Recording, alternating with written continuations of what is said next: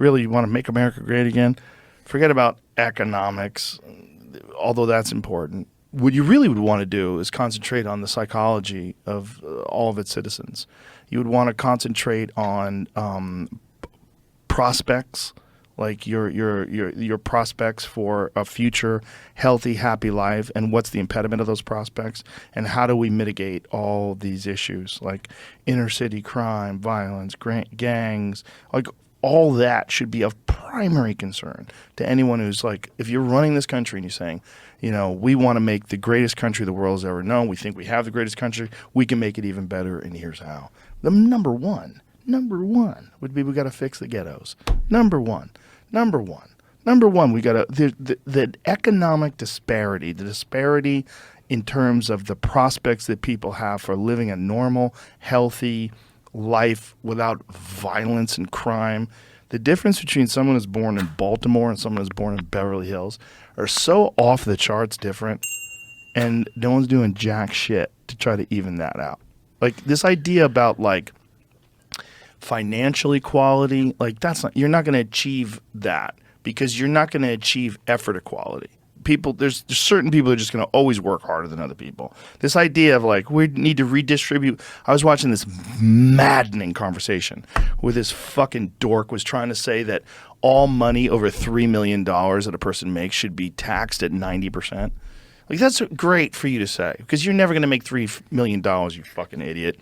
But that's so stupid. The idea behind it is so stupid. The understanding of where that money goes is so stupid. The understanding of incentives. Well, what about fucking venture capital money? What about all the fucking money that you need to make an iPhone? Do you think anything's going to happen if you tax everybody over $3 million, 90%? No. And where's the money going, by the way? It's just going to some fucking magical fairy who's going to evenly distribute it to everybody else, and we're all going to live a great life? The fuck out of here. You're just going to empower the government to steal money. That's what you're going to do. It's so dumb. But on the other hand, like there has to be something better than what we're doing now. Yeah, I think about this a lot, just out of personal curiosity, and I have to tell you, like this stacks up in the column of things for which I don't have any intelligent thought. For all I think about this and read about this, I mean, theoretically, I have ideas, right? But in terms of what you're asking, which is actually the implementation, what would you actually do, right? What do you have to do in East Baltimore to make it different? And how much of it is policy and how much of it is not policy? Because let's look at some really obvious examples. Having two parents in the household, game changer in terms of difference. Game changer. So if you have a father or you don't have a father in the home, totally different. There's no policy that fixes that, right? There's no policy that fixes that, but there are certain things you can take you can do that can mitigate that. Sure. Incarceration changes, all sorts, community, like having community centers, having outreach programs, yep. Having counselors and people that are available to young boys and girls who don't have a father or don't have a mother or whatever it is. Yeah. So I don't know. It is upsetting. There's no question. It's very upsetting. And it's also upsetting when you see how much money we have to send to Ukraine. And like, okay, whether or not you agree with that or not, like where was all that money to deal with all these inner city problems? Like where's all that money to fix the south side of Chicago or to fix Detroit? Nothing. There's zero effort in that regard, which is very strange. But the answer is not like taxing people 90%. You're just empowering the government. Not only that, they suck. They're like, to make the government larger and more bloated, you think somehow or another by giving them 90% of the money over $3 million is going to make them efficient? No, you're just going to get people infuriated. Well, I mean, the best example of that, not to pick on our favorite former state, have you read Schellenberger's book, San Francisco? Yes. Yeah, I mean, that's the case study of how that went wrong, right? Yes. And those failures are not happening because there's not enough money. I think the core insight from his book is the lack of nuance that goes into the problem, right? It's sort of using the term homelessness to describe every person who does not live in their home.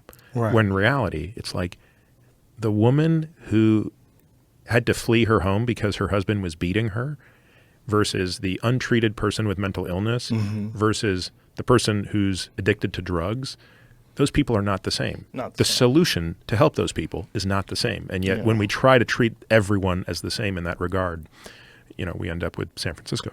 Yeah, the big government is not the answer, and more money to government is not the answer. It's just there's too many people that are involved in government that are, first of all, they're finding legal or illegal ways to siphon off money in one way, shape, form, or another. And that's why they're motivated to get into it in the first place. They're motivated to get into it. It's like ugly version of Hollywood. They want attention, they want power and control, and then ultimately once they're in there and they understand the system, they realize that there's an incredible incentive to go along with the program, and you make extraordinary amounts of money if you do that. And if you're one of those Congress people that does insider trade, and you look at how much money they've able, when you look at someone like Nancy Pelosi, who's worth hundreds of millions of dollars on a six-figure salary, you're like, how'd you do that? What are you doing? How is that legal? How is that legal? They put Martha Stewart in jail for insider trading, and this what she does is totally legal. You would imagine that in a sane world, you would not be able to know a law is being passed and then make a stock trade based on knowing that that law is being passed, that a certain industry would benefit, and that industry, the stock, is going to go up extraordinarily. Like, and you would think that, no, you have insider information. You can't do that, especially because you're a public servant. You're supposed to be a politician that's serving your constituents. Instead, you're just using this information, and you have advanced knowledge of it. You're making insane amounts of money. You're doing better than Warren Buffett and George Soros in the stock market. Fuck you. This is crazy. But that's the reality. There needs to be something different than what we're doing now,